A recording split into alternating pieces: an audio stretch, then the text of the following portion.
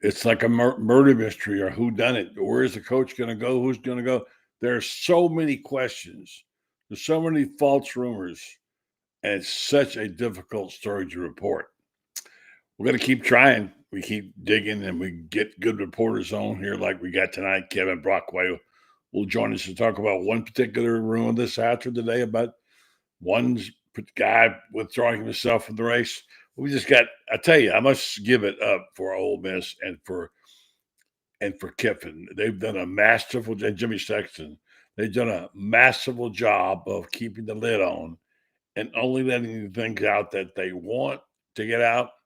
And these visits to Gainesville and visits to Baton Rouge, and they did happen, but Lane wasn't. It's just a lot, okay? But that's what we do tonight. We're going to try to be as honest as possible and clear about our thinking. Not that we know anything, because nobody does. Give you our best version of what we think we know. And by the way, it'll change the next hour. That's this story. It's a moving target. I watched some of my young friends reporting this story. We got some good ones in the media. Basically, they're understanding now what we said when they said two things can be true at once. You can be right this hour and wrong the next. It is amazing. It's a wonderful internet story, but it's a challenge for all journalists. We got one of the best ones coming up here in just a moment. Kevin Brockway joins the program, Buddy Martin. Then we've got Allie Pete Wilbur tonight back. Yay. And then our friend from Ocala, the guy who's worked on a wonderful book, Carlton Reese, his basketball book. Franz Beard wrote it. It's really good. It's out. It's printed. Tell you how to get that. Lots of stuff along those lines. There are things besides. No, there's not. There's only one story. It's Lane Kiffin. Stay tuned. We'll bring it to you right here.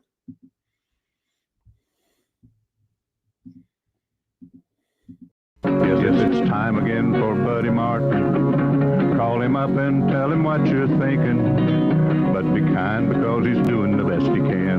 Better, stronger, faster. Mama says that alligators are ornery because they got all them teeth but no toothbrush. Hey, what if the voice calls while you're gone? Take a message. Bye. You ready, champ? I'm ready for this my whole life. I'm incapable of small talk. But that's why you love me, right?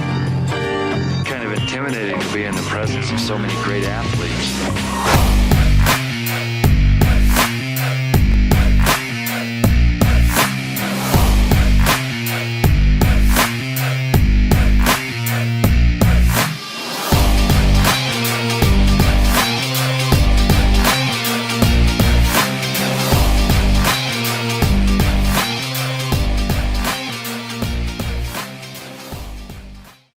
Good evening. I'm Buddy Martin. He's Kevin Brockway. We got a show for you tonight that you're going to like, because we're going to try to actually deal on some facts, which is hard to get someplace these days. And Kevin, good evening to you. I know you've been a busy man, a lot going on. And we talked earlier today, and I want to focus on this without sounding critical of other people, because this is a hard story to report.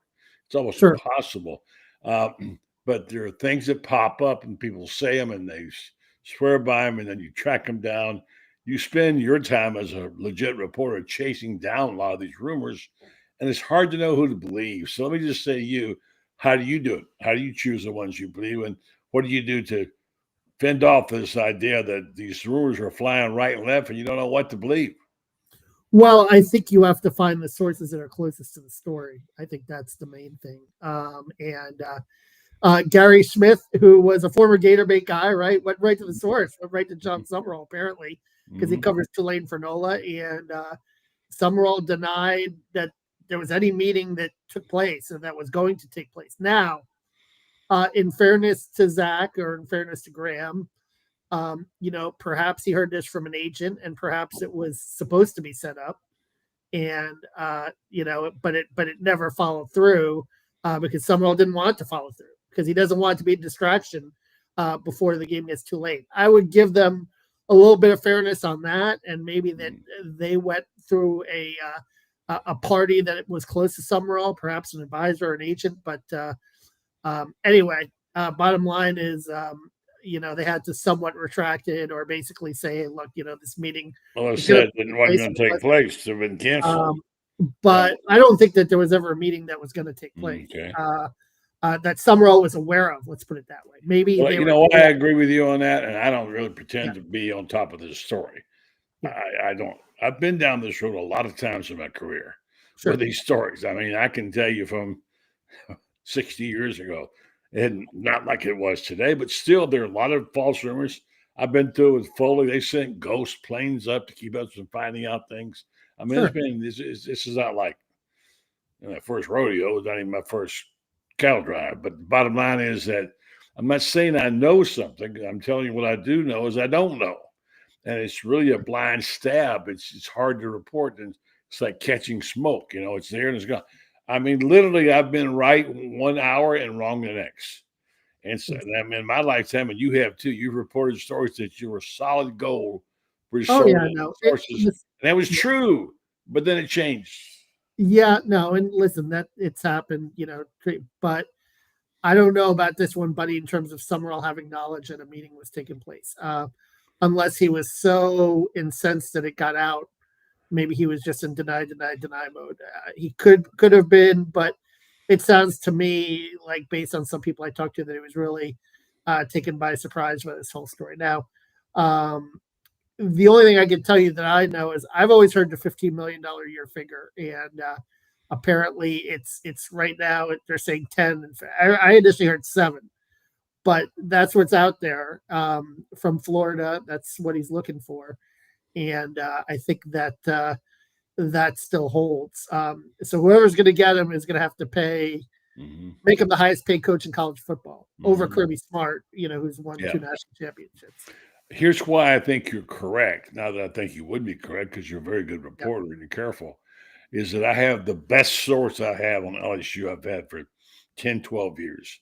He knows a bunch of stuff, and he's been right 90% of the time. Yeah. He tells me Summerall's been told if Kiffin goes from Ole Miss, he's going to be their first choice. Summerall will be hired by Ole Miss. So he's going to have to be kept. Maybe he's like, wait a minute, I'm not going to muck up these waters. It also may mean that he might think that Kiffin's coming either because, I mean, there's a lot of nuances to the story.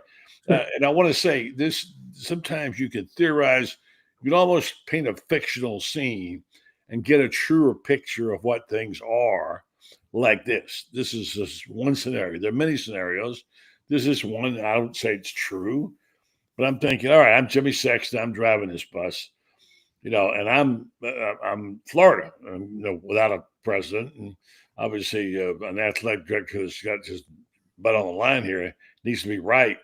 And they're saying 3 weeks ago, 4 weeks ago, we got to get this right. We're all dead in the water if we don't. We have a tremendous athletic program. We have lots of resources. Going to have more. How do we make sure we get it right? So I'm saying, okay, let's call Jimmy Sexton. Jimmy, I don't want to play games here. I don't want to negotiate. I want you to tell me, come back and tell me what's it going to take, whatever it is, what's it going to take to get Lane Kiffin. And we're not going to bargain over. We're not going to nickel on. We're going to just say, okay, here it is, yes or no. And so Sexton thinks, okay, I'm going to get a number here that I think I can live with because, like he said, Lane says, I don't care about money. He says, I do. And so I'm your Jimmy Sexton. What's your number going to be? 150 million is going to be. That's what it's going to be, right? And plus the money I need for NIL. So here's the deal. Okay, that's you're saying if we give you that, then we're going to get him. Yes, I think so. So they said, okay, that's the number, 150, etc. Whatever it is, I'm making it up, but that's what they're reporting. And so we want him when he's done. We understand he's got a problem with the playoffs, but when the time comes, if he goes, we got to have him. Get your word that you'll help us. And he'd say, okay, I'm with you. And then after that's all chaos. That's one scenario I would see. You agree? I agree. I think the other, I think the timing too and the timetable is something that certainly is interesting and fascinating. And, can he or does he announce whatever decision that he makes on November 29th after the Egg Bowl, or does he want to, or does he feel like he has to, or does Ole Miss feel like he has to wait until the college football playoffs are over? And if that's the case, what kind of anxiety or angst will the LSU and the Gator fan base be feeling waiting through this whole process? And what kind of plan Bs will Florida or LSU have in place if that's the case? That's this it could stretch into close to Christmas, possibly. I think that's the other option too. But I don't think either Florida or LSU necessarily wants that to be the case, but it might have to be the case. Well, you think so? With given this National Signing Days coming up and all that stuff, I mean, wow. I think you know what? To get the right guy, I think you have to punt on that, and you have to have almost like a wink nod agreement with your recruits saying, "Hey, look, we're going to get this guy," and have Billy Gonzalez act as the interim through December. I mean, I'm not saying that's going to happen, but that could be a possibility in this scenario because I don't think Lane or his camp necessarily wants it out there that he's taking another job before he's coaching Ole Miss in the college. Well, of course, he doesn't want it out there, but he can't avoid it. It always gets out. And Kevin Brockway. I'm not saying it might get out, but it's not going to be an official announcement. Let's put it that way. Yeah, but they're not usually official.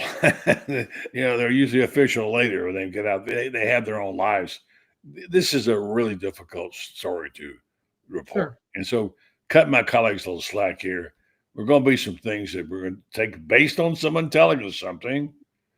Here's somebody I know that knows so-and-so, and you trust him or her as a source, and they've got it right in front of them saying, look, I got a document that shows this. And you think, hey, what could go wrong there, right? And it does. There's been stories where there's been contracts allegedly written by Florida and handed to the coach, and they denied it. And I know, in fact, it was. And so we don't know these. So this is a slippery slope tonight. We got Kevin Brockway for a few more minutes. Allie Pete Wilbur will be back. She's got some good stuff to talk about. She interviewed Urban Meyer earlier. We hope to have Urban on tomorrow morning, but he has an early flight to the West Coast in the morning, so we won't be able to do that this time. But here's a couple of little breaking news. George Gums, done as a Gator. He's apparently injured out, and that'll be it for him. He's been knee surgery. That's a difficult one. Confirmed it, but opportunity for Jaden Woods, though. Yeah, he's a heck of a player. There's always opportunities. Here's one I like. The Falcons signed Kyle Trask, finally, to the practice squad. There's a guy that can't get a break, man. Can't get a break. So, and kudos to the people who are the real heroes of the story.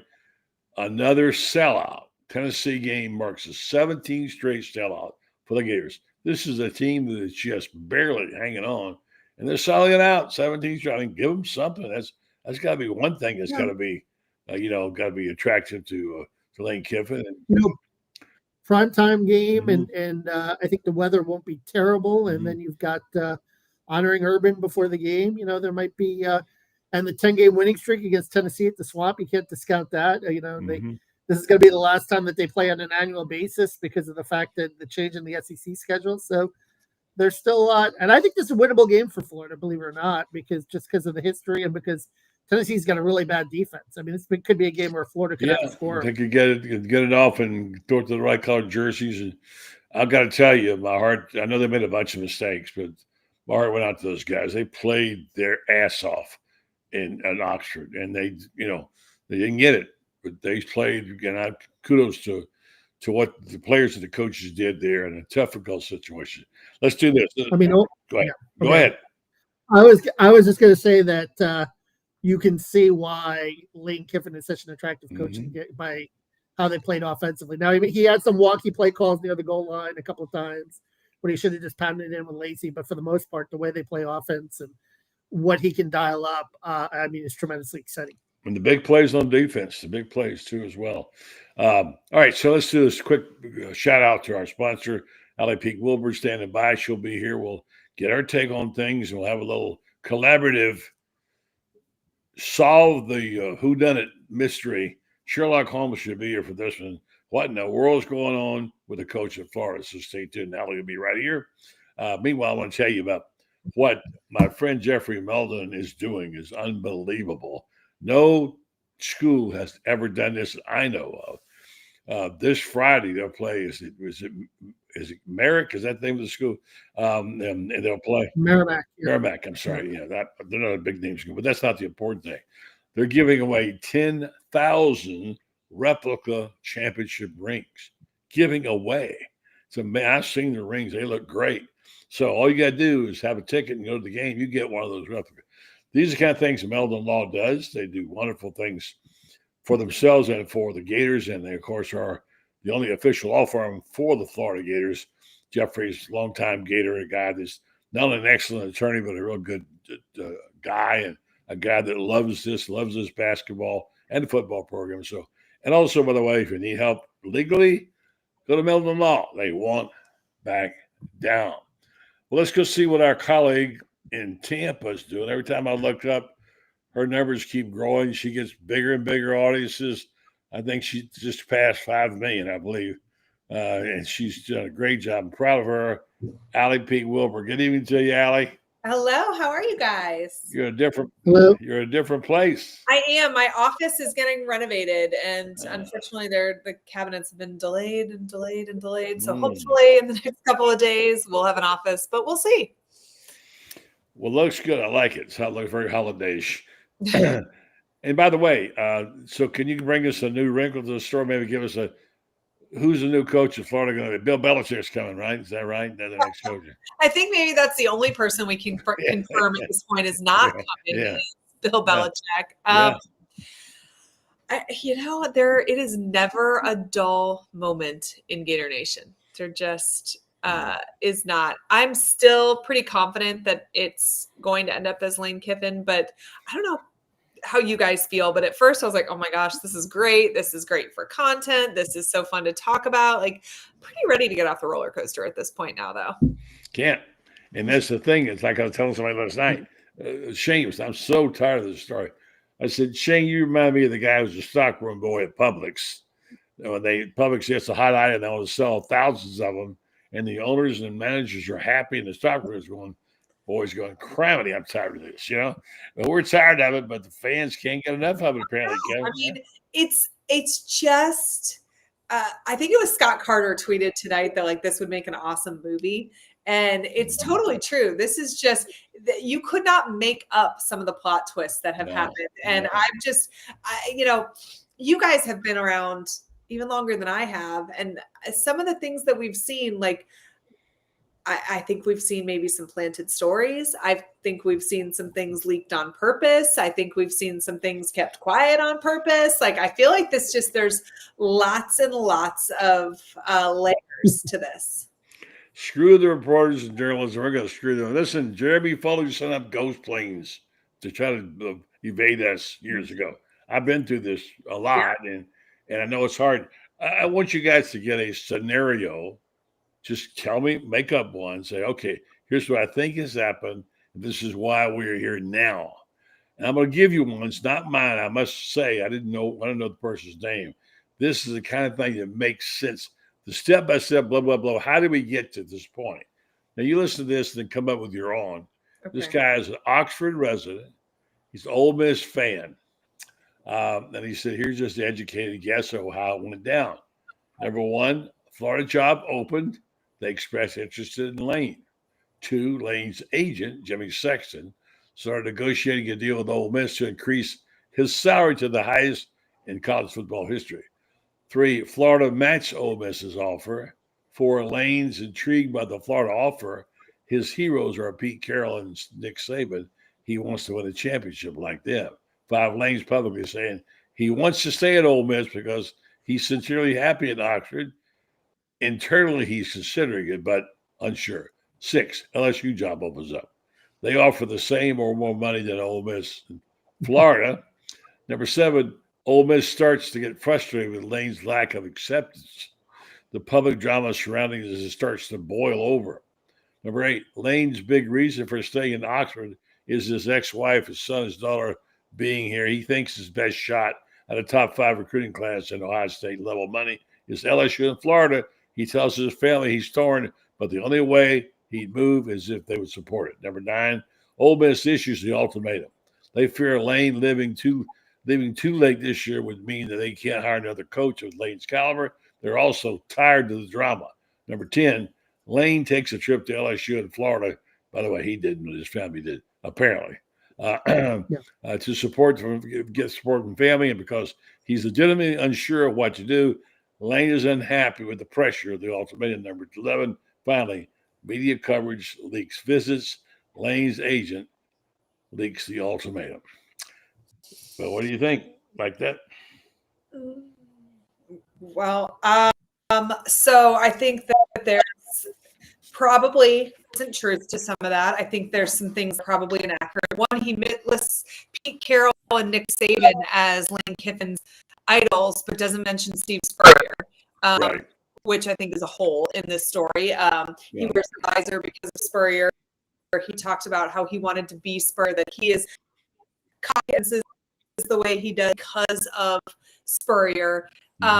So I think that they purposely leaving that out. I think that Ole Miss has underplayed the sentimentalness of Gainesville to this family all along. They keep talking about how Oxford is home. They've been in Oxford for 5 years, and I'm sure they like it, and I'm sure that he's the king of the town. But I do think that there's some serious ties to not only Gainesville, but the state of Florida that are being overlooked. I also, and you know firsthand about some of those because you know the people. Yeah, and I also think that's why I also think it's probably wrong about like where he says that Layla and the kids want to stay in Oxford. I mean, I'm sure Knox probably does want to stay in Oxford where all of his friends are. I don't know that a 15-year-old's opinion is taken too highly into consideration when they decide the biggest move of the dad's career. Now, I'm sure Layla gets a say. That's that's a different situation. But she's lived in Gainesville. They went from Tampa to Gainesville. She went to college at the University of Florida, but she lived there as a high school student as well. Like, this is not an unfamiliar place to her. And if she's okay being in Knoxville, she'd probably be pumped to be back in Gainesville. I don't know that you can say the same about Baton Rouge. But I think what most likely happened, the Florida job opened. Florida probably did contact Sexton to find out if there was some sort of mutual interest. He tells them there is some sort of mutual interest. I know with 100% certainty, Lane Kiffin has had talks in person and on the phone with our athletic director and with multiple boosters for Florida. I know his GM has had multiple conversations with boosters at Florida, Glasscock. I think they've run down this road pretty far. I think LSU jumped in after the fact. I think if he ends up at Florida, I think LSU was just a leverage play. I think LSU, from what we've been told, is pretty much willing to offer a blank check. So I could see a scenario where Sexton says, look at this. They're willing to let us write our own ticket. We need you to up the NIL number, or we need you to up the coaching pool number, or, whatever else. If my personal opinion is if he ends up at Florida, it's because it was the end of the top of the mountain for him, as Urban would say. If he ends up at LSU, I think what he's told us before about how he never makes a decision about money probably isn't actually accurate. And if he stays at Ole Miss, he doesn't want to fly close to the sun. And that will shock me because I do think that he's one of those coaches. I told Urban, I refer to it in our house as the Icarus syndrome. Like, you just can't help it. You want to fly close to the sun. I think that that's the kind of coach Lane is, but maybe I'm wrong on that. And if that's the case, then maybe he does stay at Ole Miss and he wants to see if he can complete the mission there, and he's okay being comfortable. Very good. I'm going to get back to you on this, so I want to continue it, but I also want to say that I know you talked to Urban, and I want to chat with you about that conversation. Some very interesting things Urban said. I want to talk about that, and then I want to get you to tell me now, percentage wise, you still believe he's coming to Florida, right? Right? What percentage would you give it? I would say I'm 75% sure. 75. Okay, that's high. All right, I'm gonna ask Kevin. I said that in an interview this morning. I said 75%. So we're gonna get to that one. I think we're thinking along the same lines. Yeah. All right, so I want you, don't give it away, Kevin. I just want to use it as a tease into your segment. Now, you tell me your scenario about what you think things are going to happen, Kevin. I think Florida's might have to wait, but I think they'll wait it out if they have to wait, basically. And I think that Lane is still the top target, has always been the top target. and that from based on what I'm hearing, there have been discussions like similar to what Ali has said, but I think it might take a little time and it might take a little anxiety for Gator Nation. Well, the anxiety is already there. So a question, and that will be how this plays out the next couple of weeks. I don't have any particular scenario. I gave you mine, which is that I can't see him, announcing that he's either going to Florida or LSU on November 29th when he's got a college football playoff game coming up. I just can't see that. Well, what if it's true that because then he would lose the team. He would. But what if it's true And I that he think was that told is- he was told they don't want him to give an ultimatum, either tell us now or you're out after the Egg Bowl? I mean, But he denied that on Pat McAfee. well, I understand that. Yeah, he denied that. And there's a lot of twists and turns. And I think Steve Carter would be foolish to do that as well. I agree. I think he should coach him. Yeah. Allie, you? Yeah. I mean, I think he'll want to coach them. I think that if he doesn't coach them, that's an Ole Miss call, not a Lane Kiffin call. Mistake, I think. Would be a bad mistake. Well, it certainly gave us quite a year. If we tried to draw this up on the board a year ago, how many is coaches? 16 coaches fired now? How many there are? I didn't lost count.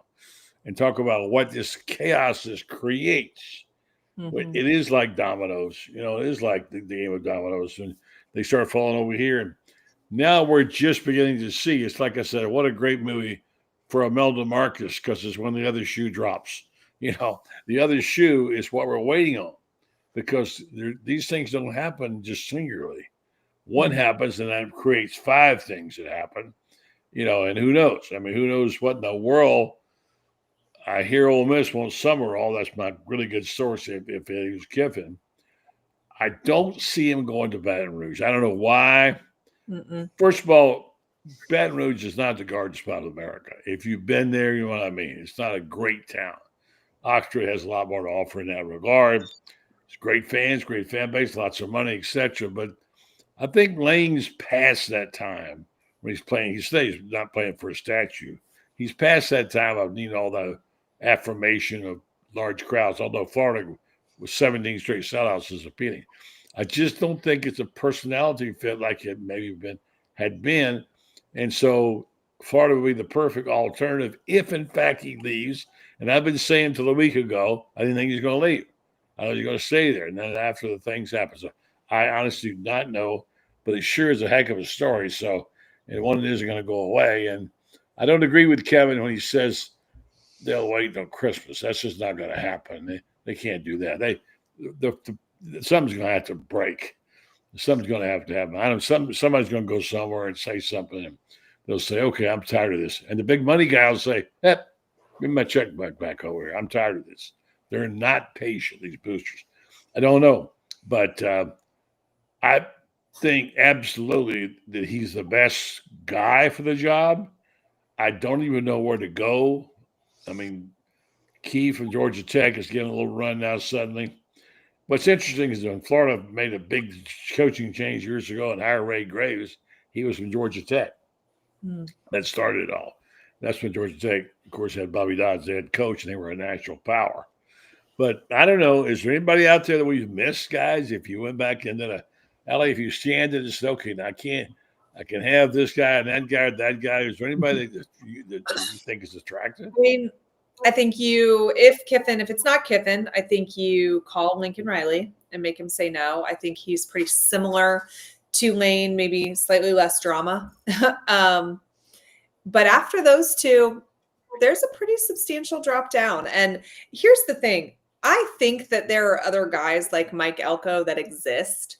And I think that there are guys that either we're not wowed by or we haven't even thought of that could win at the University of Florida. The problem is that we're in such a unique moment where if we don't get Lane, there's going to be such disappointment that it is going to be hard to convince us to get on board with whoever the next guy is. And that would make me feel bad for that guy because he would have less rope, less grace than Kiffin would. It has been a long time since I've seen this fan base so united around a single candidate. Like when Napier was hired, the boards were like 12 coaches long. No, everybody had split opinions. We had no freaking clue who we were getting. We definitely didn't know we were getting Napier the first couple of weeks. Like, there was no consensus number one at that time.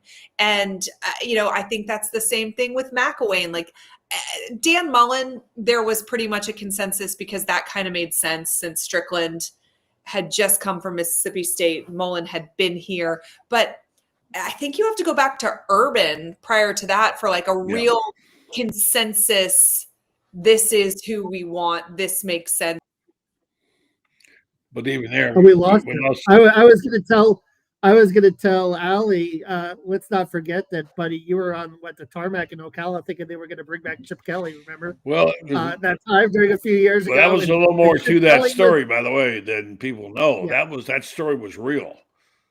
And real, and he turned it down. Yeah, so and that they flew up, but they didn't bring him back to New Hampshire. No, and they did talk to him, but apparently, what happened with it? So I mean, Chip Kelly was the first choice. Yes. Remember back then they didn't get him, and then Scott Frost apparently was the second choice, and Dan Mullen was the third choice. Yeah, and they ended up with Dan Mullen in that cycle. I do know one guy who would walk across the country for this job, but I don't know if he would necessarily be appealing as a fan. Then that's Jed Fish at Washington.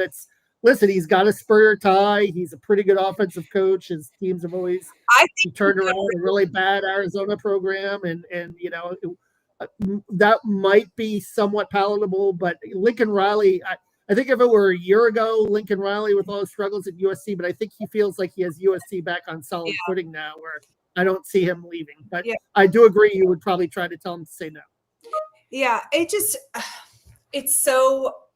this is such an interesting moment that we're in where, when Urban left, we needed another coach, but we were not hopeless by any means. Like we were the University of Florida. We were 2 years removed from 2 national championships. So, and at that point when we got Muschamp was on everybody's hot board because he was the coach in waiting at Texas. And, I think, and then it didn't work out with him. And it just like, we've moved like deeper layers of depression, each coaching staff that hasn't worked out. And the fan base is just not in a great place. And I do feel like if UF doesn't land Lane, Strickland has to wear this, especially if he goes to LSU. If he stays at Ole Miss, I think you can say you can't argue emotion.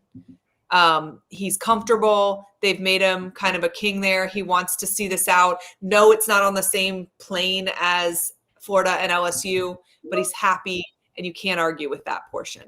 If he goes to LSU, I think there's so much egg on Florida's face. We had a huge jump on this. We have a tie to him.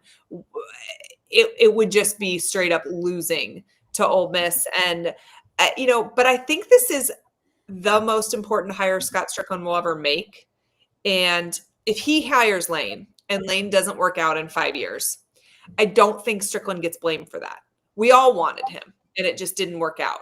If he doesn't get Lane, whoever he picks will be perceived as that's who Strickland wanted. And if it doesn't work out, he will be known as the guy that hired three failed football coaches. 0 for 3. He will wear this failure. It will be his legacy, not the renovations to the swamp, not the basketball national championship. He will wear this failure. And so I do think his legacy is tied to this hire. And I think he knows that. Let's get back to that Urban question. And it's important to get context on these things, Kevin. And I know you agree with this, is that do you realize that Steve Spurrier wanted the job? Oh, before Urban, yeah. I mean, I had conversations with him. He was on the golf course when I called him and told him Ron Zook had been fired. He couldn't believe Zook had been fired. Couldn't believe it. It really was. And then he really began to get interested in the job. And then they put out the biggest BS line in the world. We're going to look at a national candidate. And they wanted Steve to interview. Remember? Well, that's not true. What was said, he said, was not true. He didn't say my resume's in the trophy case, but they did ask him to interview, which is insulting. And fully, of course. Anyway, it was not a pretty look. And Steve was at a point. I was in the Florida, Georgia, on the way in the car in Jacksonville when Spurrier called me and told me they're not going to hire me. I think I'm going to take the South Carolina job right then, which was be like, what? Works out pretty good, I'd say. Mm-hmm. But, there's time when people have to move on. But I'm just reminding people that nobody knew Urban Meyer. I mean, we didn't know Urban Meyer. We knew he did well at Utah and Bowling Green. And he was a hot guy and all that. But Urban Meyer wasn't like Gator fans said, "Oh yeah, he's great." They didn't know him. No, but the match and tie was there, that's the point I'm making. It's because of the president. Yeah. But the people who were in the program didn't really know Urban Meyer. Yeah. And anyway, so how these things? Let's not forget that first year for Urban wasn't smooth sailing. No, he got booed, by the way, in his own hometown. He walked in the restaurant, Valley, crying on the plane after the Alabama game, and Eric sat in the stadium for 5 hours by himself after that Alabama game. He sent a text message that said, "I don't want to see anybody," and that means you too. It's really? Like, okay, well, all right. Wow. Ouch. But he figured it out. Year two, he figured it out, and you got to. Well, he did. He started having an all-night meeting, and they brought a fullback in to the offense and began to change everything. But anyway, so things happen, and lived happily ever after. But this is, Chris of Cuba brings up Kerwin Bell. It's amazing how this guy has never gotten a shot. Never gotten a shot. Isn't going to get a shot. He also decided, according to his good friend Shane Matthews, who talks to him almost every day, is that he would never be an assistant coach again. He went down to coach for Charlie Strong. He hated it, and he didn't like what he had to do. So he can only be head coach. But it's really intriguing. One wants to know were we excited when Billy Napier was hired? I will say this, that my friend at Baton Rouge, who does the ESPN afternoon show there, told me before the hand, there's a good guy in Louisiana, Billy Napier.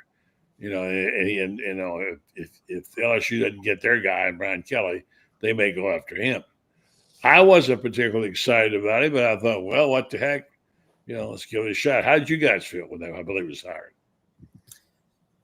I wasn't here. I was still in Indiana, but I remember during the pandemic watching the Louisiana team upset Iowa State.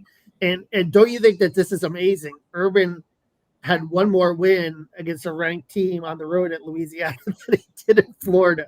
I mean, that's unbelievable if you think about it. But I remember in that game, they had like a punt return and a kickoff return for a touchdown. I'm thinking, all right, well, this guy, and maybe he'll bring back special teams. And that just never panned out, right? And that was like his signature win was he beat, Matt Campbell and Iowa State when they were, a top 10, top 15 ranked team.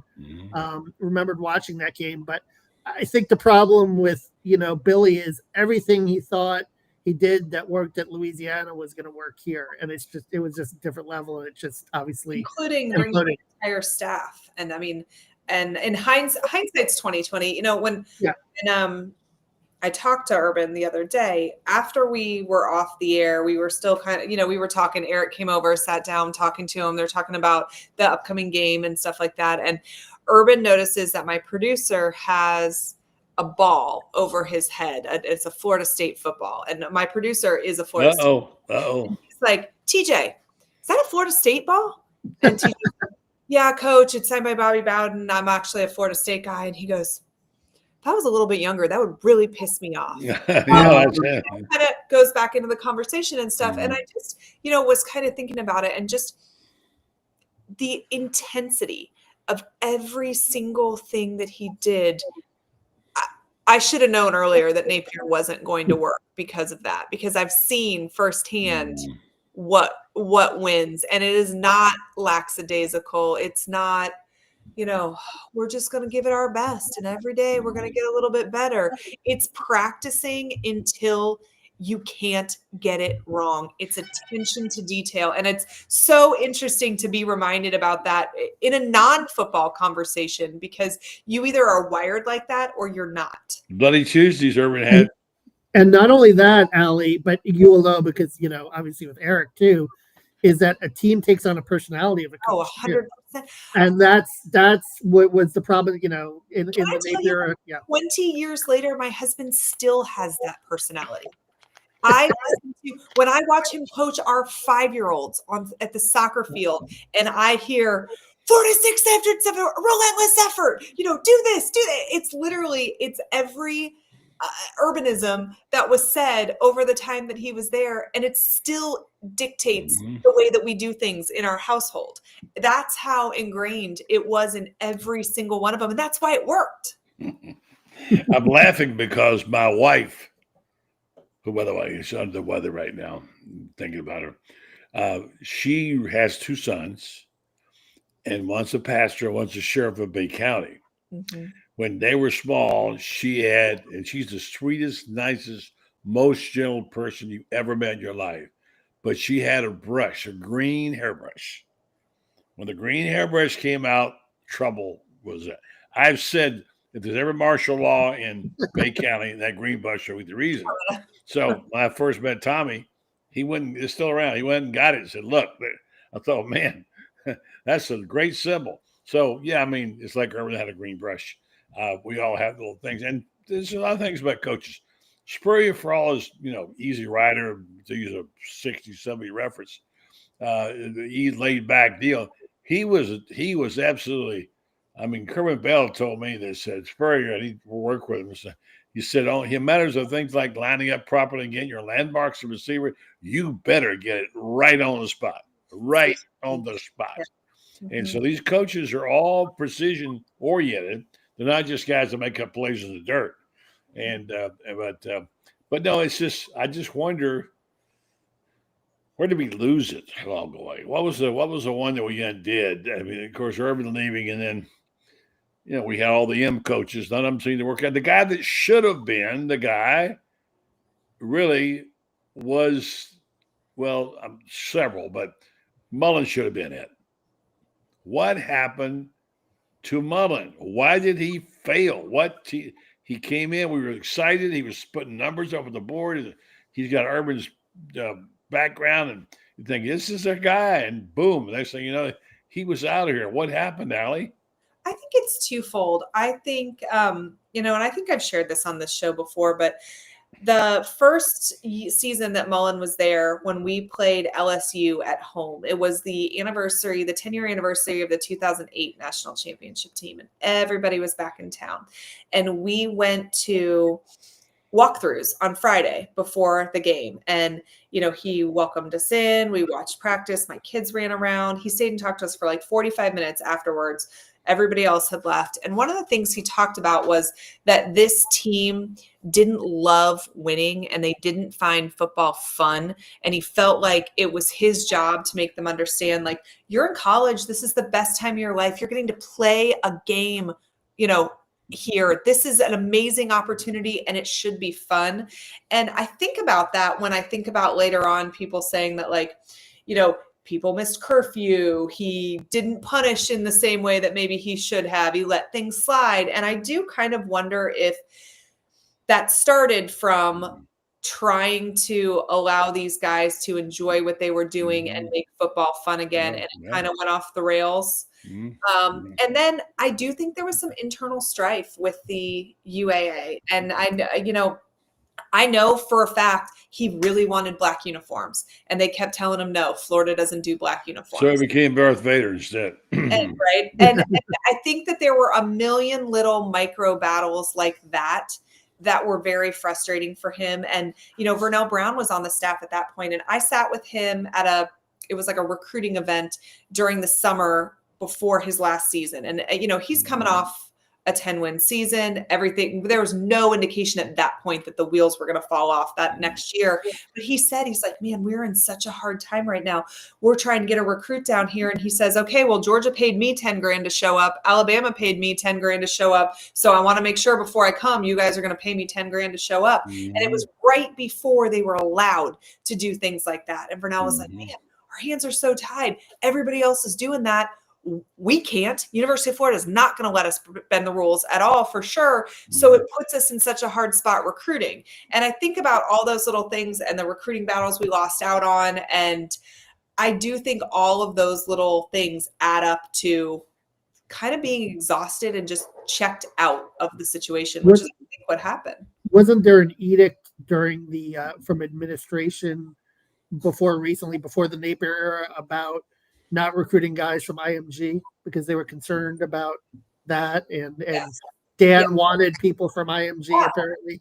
Yes, and I know, I mean, and you can tell even from some of the comments that Dan has made since he made some this past season that kind of made me chuckle. But, Napier got all of the things that Mullen wanted. And you've got to think that has to sting a little bit when you're like, wait a minute, these are all of the things that I told you we needed to be successful. And you handed them to the next person when I tried to tell you that I had to have this stuff to get over the hump. And nobody has had more resources given to them than Billy Napier. Yeah, let me get this guy in here real quick. And we've had an ongoing discussion. We've both given our scenarios, all three, about what we think is going to happen to the coach. And then we've asked if it's going to be Kiffin, what percentage is it? Let's ask this guy the same. Then I got a basketball question for you guys, okay? There is a pretty good basketball team playing there. They're giving away 10,000 replica rings on Friday night. So amazing. Let's just say how do you introduce your guest? Well, who he is, his name is Carlton Reese. And he is the author of, he's the publisher of the book that's just out. He's going to tell us about it. It's a heck of There's a guy in the chat saying, who is this guy? So well, the guy just asked me, he says, do you visit Panama City often? Yeah, I do. I live here most of the time. But anyway, yeah, so I get it. But no, he's our guest. Sorry about that, folks. We should have name lines up there. I don't know why we don't.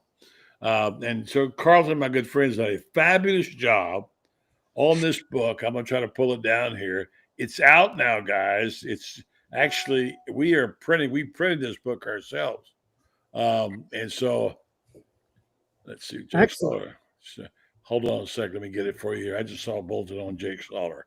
I don't know what happened. I'm going to have him next week on this show. Anyway, so here's the book. And the book is really, really good. I'm proud of this. I'm proud because it's a Gator Bait publication, but the golden season. And real quick, before we run out of time, Carlton, tell us about, we got an event coming up here where people can buy this real quick and tell them how. And we'll get back to several things about purchasing the book. I know it's a little confusing. It's not being sold on Amazon. You're not going to find it in bookstores. So, and now we've just opened up one payment portal. If you go to theocalan.com, that's TheOcalan.com. I've put up a payment button so people can order it at the pre-order price of $25. The regular price is $30. So it's a hardback also. It's a hardback. This is really high quality stuff. And it's a great book by Franz. As far as events goes, Franz is going to be doing a book signing at the Chomp the Block, which is Friday before the FSU game. That's November 28th. Celebration Point. Yeah, Celebration Point. Look for the Gator Bait tent there, or you'll see Franz mug sitting around there signing books, and they'll be for sale there too. That starts at 6 p.m. and that's a real fun event to go to. There'll be thousands of people there. He's also going to be doing a book signing in Ocala at Kuntz Furniture Company. That's on South Pine Avenue.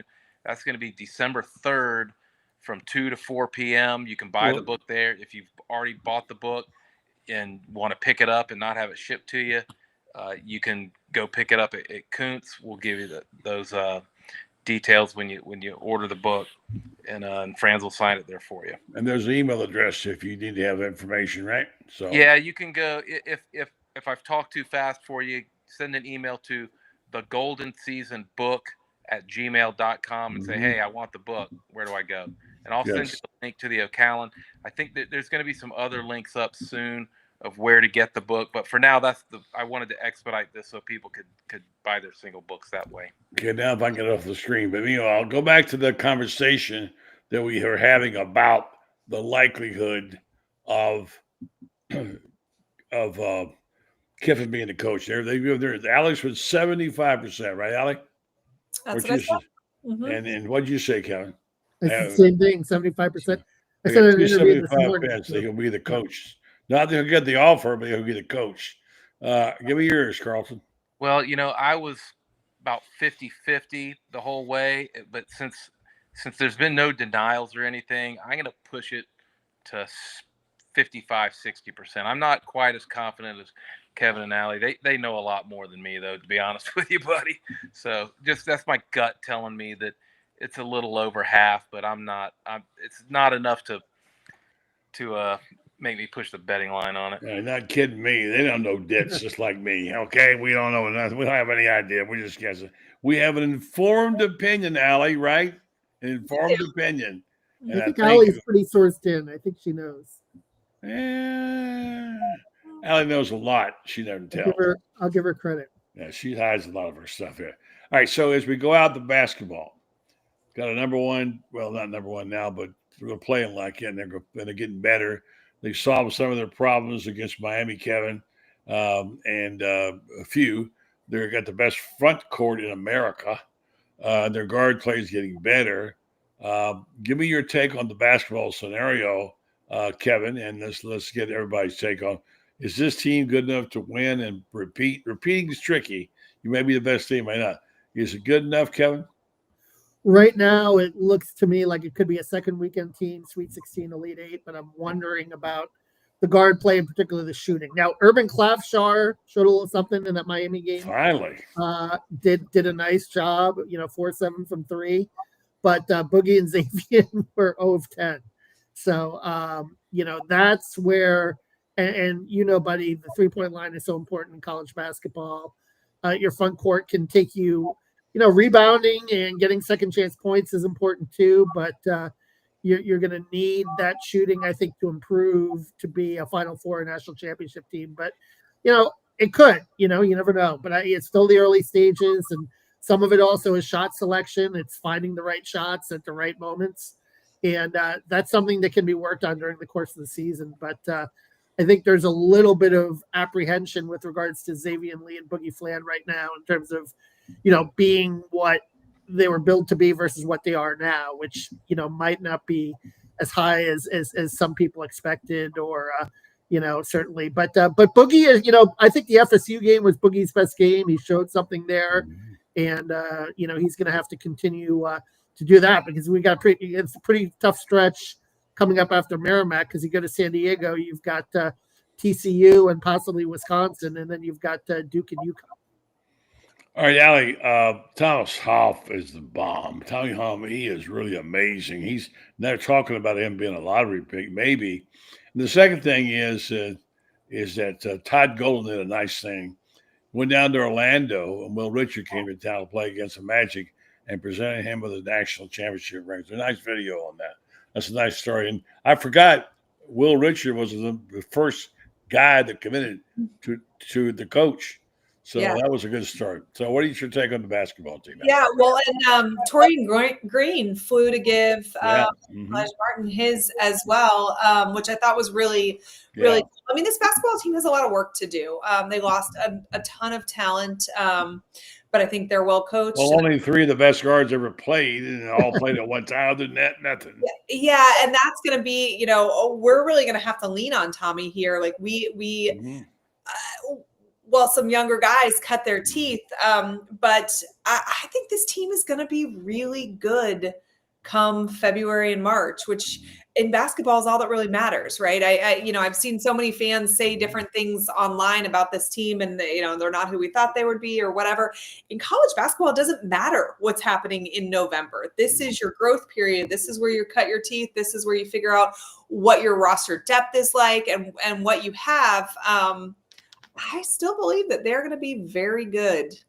The SEC's down a little bit compared to last year. I don't think it's as strong. So I could see them going 10-3 non-conference, but like maybe 15-3, 16-2 in the league and winning the regular season and the tournament again. And that would put them in good shape for March. Boy, Kentucky got handed to them by Michigan State, didn't it? Yeah. All right, so Carlton, we're just about out of time, but let me give you your basketball take here.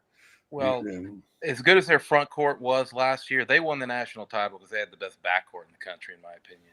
And this year they've got the best front court, and I still think it's going to take a great backcourt to win it all. I mean, that's just the way basketball is today. It's kind of a backcourt game. I think backcourt though is pretty good right now, but I think it's going to improve. There's gonna develop a chemistry, and it's gonna be a good enough backcourt to make another run at the Final Four once we get to that part of the year. Right now, it doesn't look like it, but those guys are pretty good. They just haven't played their best ball yet. Well, they don't have any height, Allie. That's their problem. Oh my gosh, they just keep coming at you like giants. Actually, like to be a 6'7" guy. It's just looking, oh my gosh, where'd they get these guys from? What's that water down there? I think the one thing though with the backcourt too is the concern might be the durability. I think Boogie's gotten a little stronger, and Xavier's got a little stronger, but lasting a full SEC season. Yeah. And Boogie likes to go in the paint. That's going to be worth monitoring as well. And AJ Brown's not back though, and he's another guy. If they can get him healthy, he was a 37% 3-point shooter in Ohio. He might be able to help in the shooting department off the bench the way Klafschar does if they can get him back. Yeah, I mean the shooting has got to get better, and they got to start making the silly fouls, and they got to make their foul shots for crying out loud.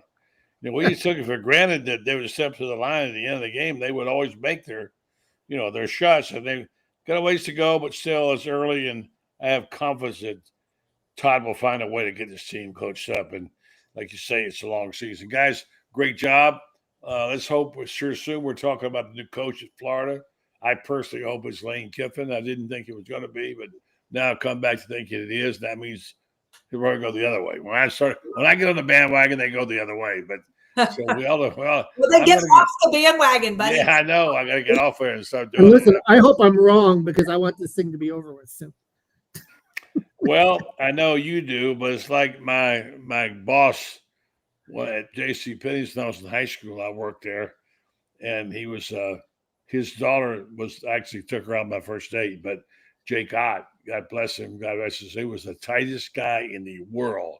He ran J.C. Penney's, and he ran a tight ship, but he used a lot of high school kids.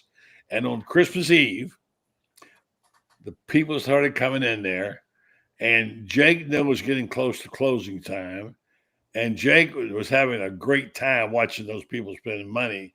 So he went up and changed the clocks. Set them back half an hour. So we may be tired of it, but Gator fans this is the perfect internet story. Oh, yeah.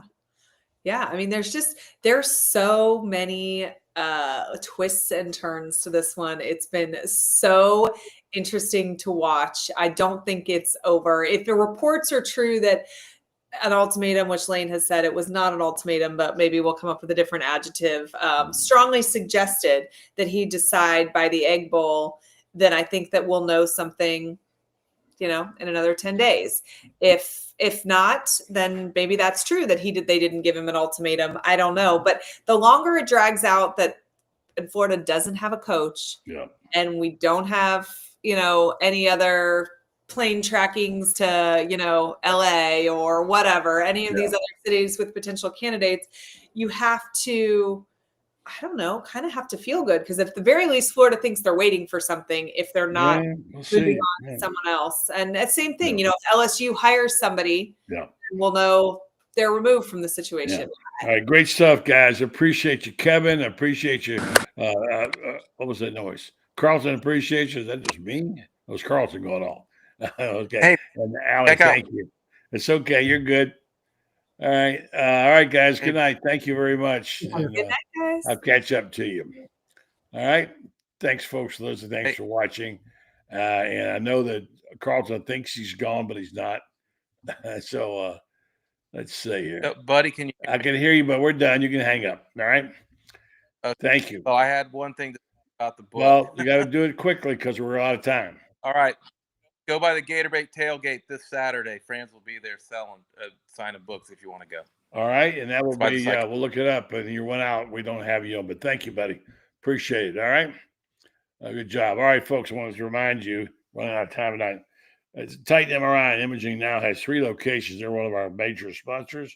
2 in Gainesville with Park Avenue, and now the Millennium Center and 1 in Lake City, serving all of Columbia County and Valdosta, Georgia. Titan MRI and Imaging offers the same great customer service. You can schedule a nighttime appointment if you need it. They have accepted insurance. through their convenient self-pay option. They offer MRIs, CAT scans, X-rays, and ultrasounds. They have the larger MRI machines for your patient comfort. And I love that about them. Titan MRI. It's your choice. Suggest you check them out. All right, folks, that will wrap up the program tonight. Thank you for listening and thank you for watching. Thank you to our guests for being there for us. And let's see here. And we'll catch up to you tomorrow night with more on the program right here. We're here all the time. Don't forget, tomorrow morning, you've got SEC Sidelines, and you've got our show tomorrow night. It's going to be an interesting weekend, isn't it? Wow, poor football team. They need your help, need your support. So have a good one. Thank you for listening, and thank you for watching. I'm Buddy Martin. Have a great night.